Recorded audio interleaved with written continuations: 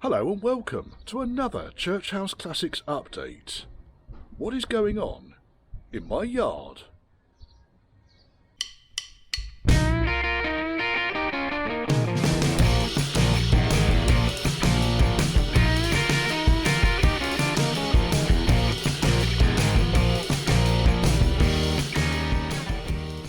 Before I let you in on all of those secrets though, they're not really secrets, but please check you're subscribed. If you're not, why on earth not? For crying out loud. If you find yourself unsubscribed, don't worry, it's not a you problem, it's a YouTube problem. They're doing it to quite a few people at the moment, so please just keep yourself subscribed. Helps the old algorithms. Give me a bit of beer money at the end of the month for this outstanding content. And that said, if you fancy supporting this channel and the work that I do here, then there's a PayPal me link scrolling just at the bottom of the screen here. All donations are gratefully received, and if you say in your donation, buy yourself a beer, Richard, I will buy myself a beer. And thank you very much for it. If you fancy contacting me, then it's Church House Classics, and that's all one word, at gmail.com. Enjoy the video. Right, the first major update is I sold the Mitsubishi. It's gone. I'm now driving a Citroen C3. Nothing's happened with those at all. In the slightest, nothing has happened. At all. Not even anything. Disco 1, well, you've been watching the videos on it, so I am partway through refurbishing the body structure. The key issues on the body structure are really limited to, and not that much past, sills. So here's your spoiler. New sill. New bottom of A post, new bottom of B post, work to footwells and so forth. I'll have this side done this weekend. Then it can go back together again. I want to get this thing on the road sooner rather than later. And overall, it's nowhere near as bad as I thought it was going to be, although it's somewhat paradoxically, it's slightly worse than I was thinking it was going to be. The wheels have been sold on eBay, being picked up on Monday. The chassis from the Ghost Train has been sold, so that means that I owe Steve the Body a bottle of whiskey. Because the bet was I'd get this on the road before he got his Jag. Insert picture here of Steve's Jag on the road. He's had that car getting on for 15 years. And he's done all the bodywork on it, and he's painted it, and then it's stalled again. So yeah, because I've sold this, he wins the bet by default. So I'm going to have to get Steve a bottle of Famous Grouse. A bet is a bet after all. So yeah, this is sold. The person who's bought it wanted all the running gear, wasn't particularly interested in the chassis or the ID, and then someone else that got in contact with me via the auction said that he was only interested in the chassis and the ID and not the running gear. So I put the two in touch with each other and they can sort it out amongst themselves. But this is going to go next Friday. Then I've got just piles and piles of, let me get over there. Piles and piles and piles of crap gearboxes. There's a series gearbox down there. Two Range Rover gearboxes. A posts, goal posts, B posts, decks, front wings, bulkheads, doors. This door's in really good order. This is going to get taken apart later on and go into the container. Side panels. Hopefully I'm not going to get a strike because of the music in the background. If I keep talking really loudly over the top, then perhaps it won't get a strike. All of this lot needs to be cleared out because I'm just fed up with looking at it, I'll be honest. Right, let me get over the top of here.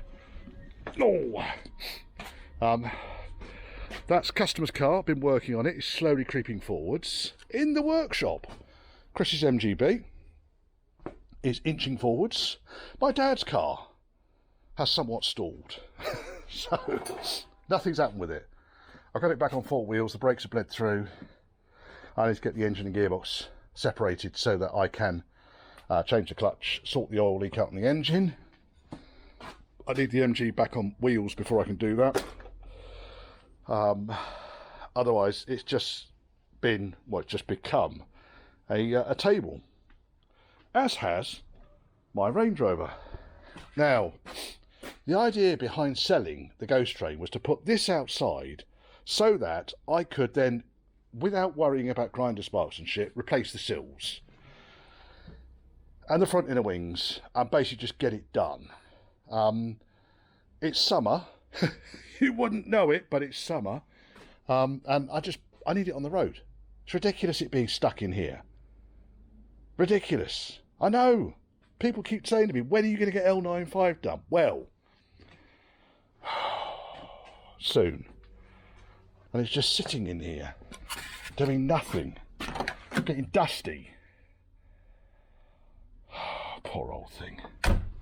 Oh, that didn't shut very nicely, did it? What's going on there?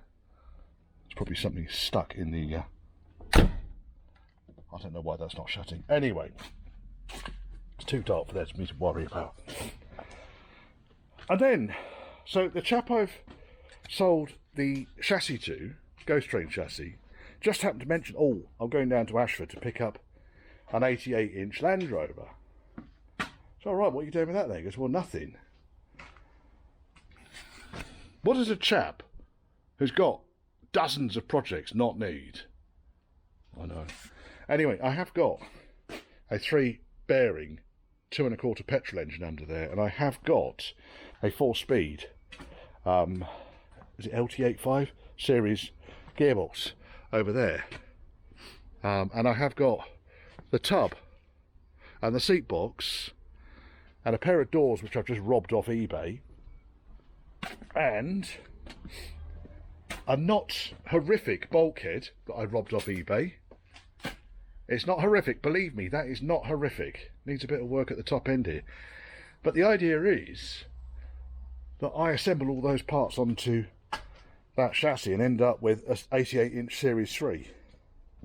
If the chassis arrives and it is fucked, then I'll just do a greasy flip and move it on. Or buy 2 Galv chassis and build 2 of them, because that's what you need. Most of the one that I stripped out for parts is actually under the bench over there. A loom, and there's a box of it on the racking over here, so it is a little bit all over the place. The containers, I've been sorting the containers out because it would make sense if I had somewhere to put all of my machine work, so pillar drills, metalworking, vice, press, blah blah blah blah blah, folder, had it all in a sensible location. At the moment I've got the folder over there which is barely accessible. There's a V8 underneath it, as you can see. So I thought, well, I'll clear one of the containers out. Well, if I showed you in the containers, they're both rammed floor to ceiling with stuff. Put another container on. What I need, in all seriousness, is a lot less stuff. And the best way of doing that is actually to have, paradoxically, less space. Less space, less stuff. So I took this rack out. I can't remember where I took it out from. I might have taken it out of the container because I could put a bigger rack in there.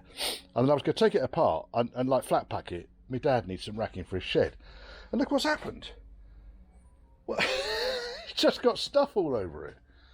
And then I got these off my mate Paul, which is fantastic because then it means my stolen pallets, my stolen boxes can go on them. There's a long story behind the stolen boxes. I didn't steal them before you all go berserk. And then I bought a load more racking, which I've just filled up with stuff. Now some of the stuff is going to be absolutely useless. You can see I went through and stripped all the heater boxes down, because I was trying to make up 2 decent heater boxes, so I stripped like 8 heater boxes down, and now I've got a pile of heater box bits. And I think there's 3 left up there. Yes. Yeah, apart from that though, it's all going swimmingly. Still enjoying it, still having a lot of fun. Let's put the kettle on. Still having a lot of fun. And loving the job. Get this chappie finished and out, and then Chris will be happy. Then I can start. There's nothing going to go into that pile of crap down there. Get that running. Get that gone. The 88-inch chassis might fit along here lengthwise, so nose right up against the fencing over there, and then I could possibly utilise a bit more space here in the yard rather than just having it full of a static display. Nothing happening with that up there. There's no ID on it. It's just up there. I might get up there on a ladder and give it a waft over with the stone guard or something. Just do something with it to make it look a little bit less rusty. And then really it's going to be get this done. I want it done. I need it on the road. Doors even shut nicely. Trouble is, doing the sills on these things requires you to take quite a lot of trim out, and all that trim's got to go somewhere. And at the moment, I'm using it as a bit of a shed. And there's no point in me putting the trim back in until I've done this headlining either. The headlining needs to come down big time, because this is just, well, it's just revolting, isn't it? Ah, yes, that's really improved the situation there, Richard. I should take it over to the Drop Sponge car wash and get them to do an inside and out valet for me. Just know they're going to be pissed off with it. And then I started looking around this. So we've got solenoids for all of the central locking. The lock on the tailgate doesn't work, so I could turn that key, it does fuck all. So it would be helpful if I could lock it. I might have a play around with that this afternoon. Because honestly, when you've got a project like that and a yard full of stuff, best thing to do is to put new wiper blades on the car, metaphorically. And then we've got the scrap pile. And you're all going to be saying, oh, what are you chucking those out for? They're useful. If you've got these on a Rover V8 in your Range Rover, they're shit. They really are shit. And then that's crap because it's holed through there and I can't be arsed with it. The two downpipes are holed. I can't be arsed with it. The discs came off the Discovery. You have to look at a video for that. I've been going through all of my frames, window frames and so forth, and there's just an incredible amount of crap which I'm never going to do anything with. So it could all just go in the bin. Just get rid of the lot of it. And then over here, I've still got... Oh, they've had a clear up. 3 axles here. So there's 2 Range Rover axles and 1 series axle, and a series front panel over there as well, look. So that all needs to be sorted out. The concrete bit, as I put my teeth in, as I'm led to believe the concrete bit is mine. I really could kind of do with moving this container across a little bit, but I don't think it is going to move. The amount of shit in there now is... Let's get it open. Yeah, there's going to be a dozen doors up there. There's 3 gearbox covers. There is 4 complete sills, brand new. There's a boot floor at the back there I can see. On this side is mainly customer side on the blue racking, customer stuff, but then there's a ton of stuff that isn't customer stuff. And then we've got this racking here, which I really don't know. Just all sorts of odds and sods that I've just put in there. And on this side, because I'm going to paint this bumper in here, I put some dust sheet up just so I can waft some satin black over it. We'll see. And I went through and bought a whole ton of panels thinking, I need all those panels because I'm doing a restoration on L95 and also the Ghost Train. Ghost Train's now slipped off the agenda. And the main reason the Ghost Train slipped off the agenda was because the amount of work that was required to get this back up and running again would have been about the same as getting that up and running. And I'd rather do that. Anyway, instead of which I'm doing this. Hello. Knob. Absolute knob. I might even have a chat with Wayne to see if he can't build me a scaffold rack over it so I can basically find a find a better way of stacking all this stuff. I'm not going to go over there again, but over here there are 4 bonnets over there, I know that for a fact. There's 2 bulkheads, there's all of the panels apart from the doors and the bulkhead for an 88-inch Series 3. Front grille, 2-door rear wing, 2-door goalpost, 2-door boot floor, a huge pile of wheels, 3 gearboxes, one with overdrive, a pile of A post and B posts which I need to get sorted out, James's LPG tanks, another gearbox cover, a load of exhaust parts. What I really need is a skip to put all the steel into, really, isn't it? I'll just start again. I just don't need all this shit. And this bulkhead is just... there's bits that are salvageable off it, but the majority is just fucked. Quite a lot of dust up there. Where's that? Oh, I cleaned the vacuum cleaner out earlier on. Made a right mess of that, boy. So yeah, the chap who's wants the running gear off this has got a, I think it's a Range Rover chassis, but he's got a 4.4 litre straight 6 diesel, I don't know what that is, with a 4-speed LT95, but without the overdrive. But his gearbox is fucked, his prop shafts are fucked, his engine's fucked. And he saw this come up and he thought, oh, I could have all the running gear I needed. I can just ask him if you block me in. That's not a euphemism. So yeah, get rid of this. Had enough of it. Nothing's ever going to happen with it. Shame, because the idea was there for a Range Rover pickup. But then that idea evolved into, do you know what, a Range Rover van would be more useful? And then when I started taking it apart and realised just how far bodged it was, and I thought, oh, fuck it. It's not going to happen. And over here and under the bench, well, that's mainly Series Land Rover under there, although there is a lot of Range Rover diffs on this side. This is all diffs, pedal boxes.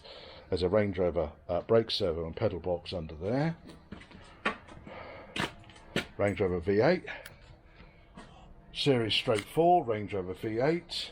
Range Rover 4-speed short stick LT77 with Borg Warner transfer box.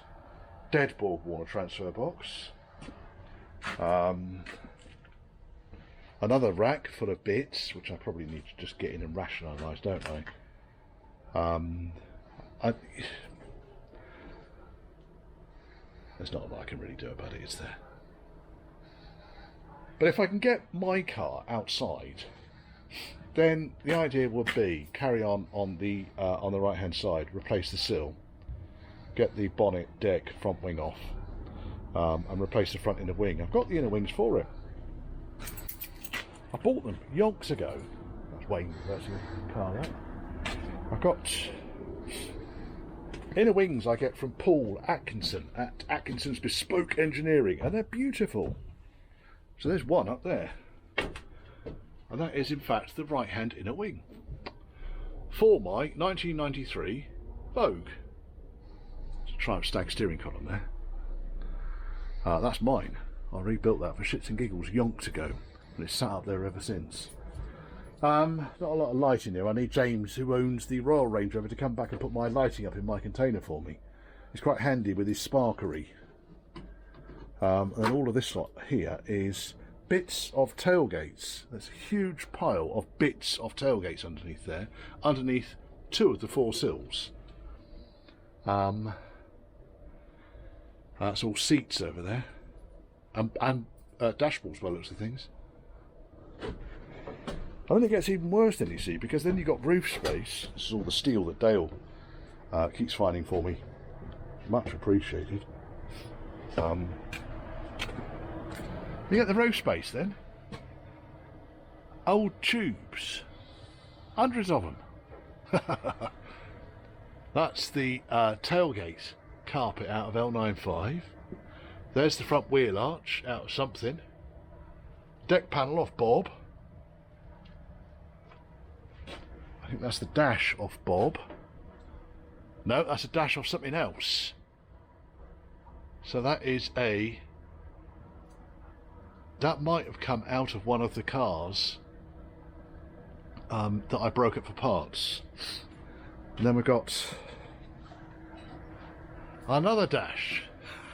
And more lighting. Dale gave me this lighting. This is the lighting I probably want to put into the container. So the idea was I was going to get myself some guttering, which is out here. He's got his truck running out here. So there's the guttering that got donated by the lads up at Ashford Coaches. It was in their container, they didn't need it. Strap this stuff up inside the gas ring, fix it up inside the container. It's all LED lighting, all works. Got the control boxes on it and everything. It was all in the skip. Thank you very much. There is a complete dash up here for an 89 Range Rover.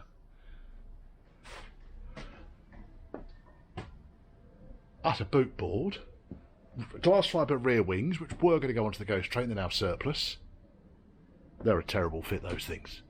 That's why I was just going to put them on the Ghost train. A pair of glass fibre front wings, which are now surplus, they might just get sold. Or I might put them onto one of the Hulks to make it look a bit better. That's not a bad idea, actually. I could put them straight onto the Hulk that's outside the door. A toughened windscreen. That came out of Bob. Labels and everything on it. A pile of roofs. So one of them came off the 88-inch that I took apart. One of them came off a Range Rover, which I took apart. There's another bonnet. A chap needs bonnets. And when it comes to roofs, I've got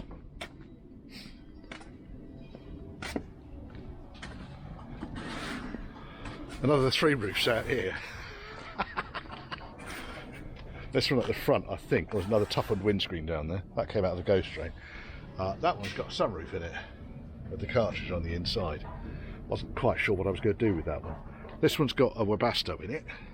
That's actually fitted onto the car, and then there was a spare roof panel on the top of it. I don't know. If I can get that done, get this out of the way, I might actually put a V8 in this and get it so it drives and stops. Who wants to see that? And this is the A suffix that is only 15 numbers different from that one. So if I can get that so it drives and stops, because I've probably got the bits in the workshop just to bolt onto it, make up a set of brake lines for it. I've got an engine I'm going to drop straight into it. The loom on this thing is horrific.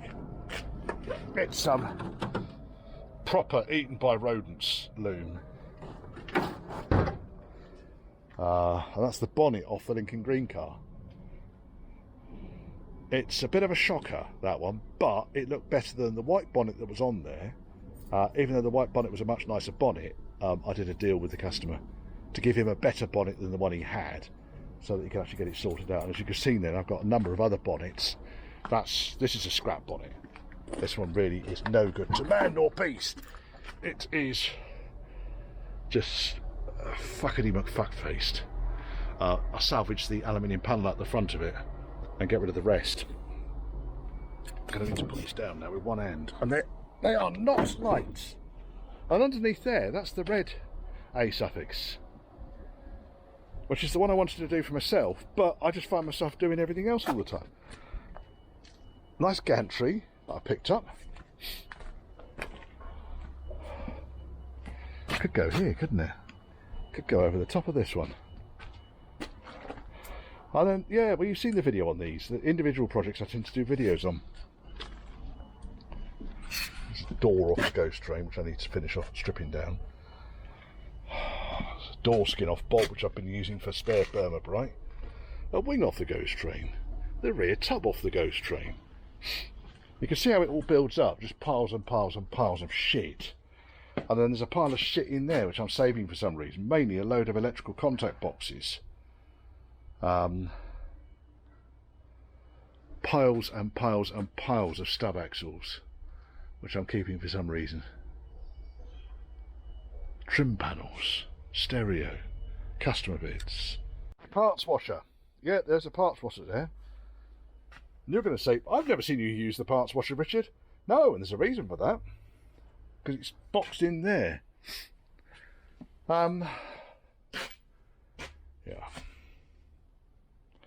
Yeah, I think is the answer to this. Yeah. That's all the front wings there for my dad's car in the corner. I might get on and do some of those, because I was rather hoping there's another front panel for a Land Rover up there, look. In the roof. Didn't even know I had that one. And there's another dash up there. Didn't know I had that. And then all of these bits in the back here are largely, they're all Dad's stuff. Dad's bits for his Land Rover. which I want to get done. I want it finished. I want it driving and stopping. I've taken the seats out because I wanted to do the handbrake on it. It's a bit dark in here at the moment. So there's no point videoing that. That didn't shut nicely because the hinge bolts are all loose. God help us. So that's it.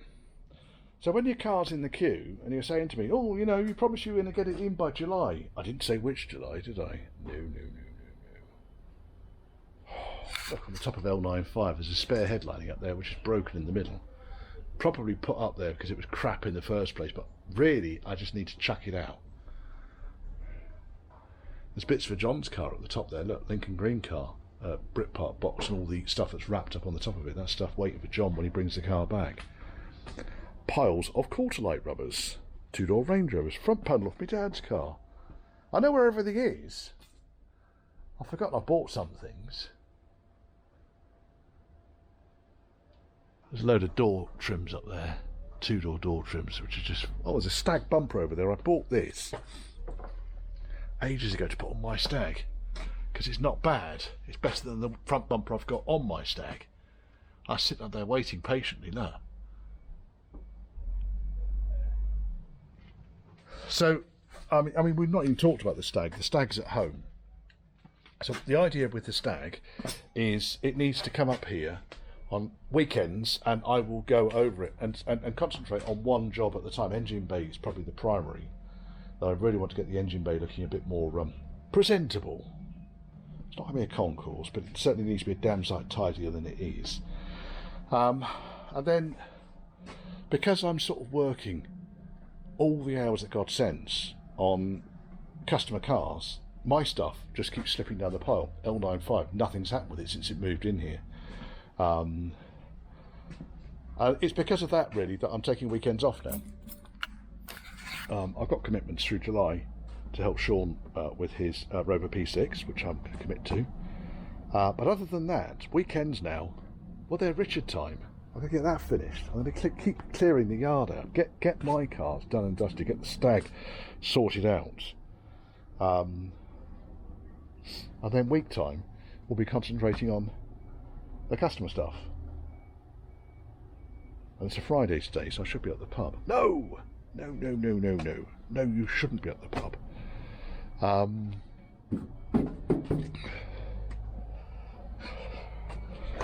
mean, this thing, honestly. The clock is still ticking on it. But I've got the... It is moving forwards. Definitely moving forwards.